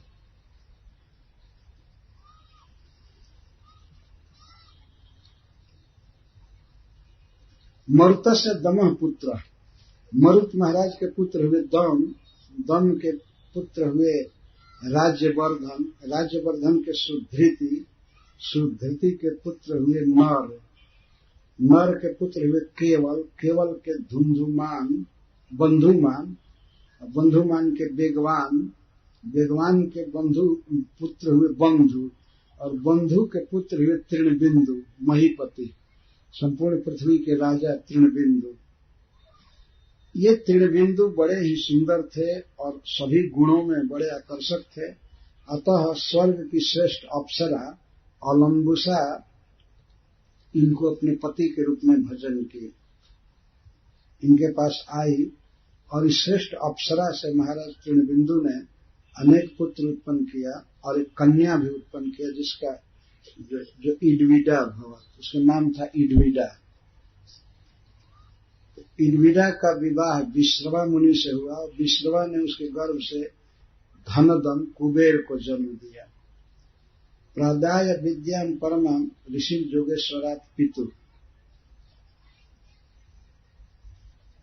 कुबेर जी नहीं, विश्रवा जी अपने पिता से परम विद्या प्राप्त किए, चाहे अंतर्धान होने की अथवा ब्रह्म विद्या। विशाल शून्य बंधु से धूम्र केतुश्च तत्सुता, और कुबेर जी के पुत्र हुए विशाल, शून्य बंधु और धूम्र केतु। विशालो वंशकृत राजा वंशाली निबने पुरी, ये विशाल के भी पुत्र हुए, वंश को आगे चलाने वाले हुए और राजा हुए। इन्होंने वैशाली नामक नगरी का निर्माण किया। तो विशाल के पुत्र हुए हेमचंद्र, हेमचंद्र के धूम्राक्ष, और तत्पुत्र संयमादासी, और धूम्राक्ष के पुत्र संयम से कृशाश्व का जन्म हुआ। कृशाश्व का पुत्र हुआ सहदेव हुआ, सहदेव के पुत्र हुए कृशाश्व है, कृशाश्व से सोमदत्त, सोमदत्त से अश्वमेधरिडस्पति, इष्टवा पुरुषमाप प्रज्ञान गतिम जोगेश्वर आश्रित। कृशाश्व से सोमदत्त का जन्म हुआ और सोमदत्त भूत जो अश्वमेध है, जिसने अश्वमेध यज्ञों के द्वारा भगवान कृष्ण का, विष्णु का भजन किया और उनकी आराधना करके वैकुंठ प्राप्त किया। और सोमदत्त का पुत्र सुमति हुआ, सुमति का पुत्र जन्मेजय। एते वैशाल भूपाला तृणबिंदु जशोधरा, ये सब विशाल नरेश, विशाल के वंश में उत्पन्न जो महाराज तृणबिंदु के जस को धारण करने वाले हैं, अर्थात बड़े यशस्वी राजा हुए। इस प्रकार महाराज मनु के 7 पुत्रों का वर्णन किया गया। महाराज परीक्षित के प्रश्न के अनुसार सुखदेव गोस्वामी बोले हैं तो हम लोगों को तो सबका नाम याद नहीं हो सकता है, लेकिन एक बार कम से कम पढ़ कर दिमाग में आता है कि यह व्यक्ति यज्ञ किया, भगवान को प्राप्त कर लिया। महाराज मरुत के यज्ञ में इंद्र मतवाले हो गए थे, ब्राह्मण परम आनंद में थे, उनका पैर धरती पर नहीं पड़ रहा था, इतना धन प्राप्त किए। भोजन परोसने वाले मरुदगण थे और सभासदों का स्वागत करने वाले विश्व देवा लोग थे। कौन 3 पुत्र रह गए? 7 पुत्र का तो वर्णन हो गया, जिसमें 2 अविवाहित रह गए, कृषार्ध और कवि, और 5 का वर्णन हुआ, 7, 5 3 7 और 3 रह गए। तो 3 में एक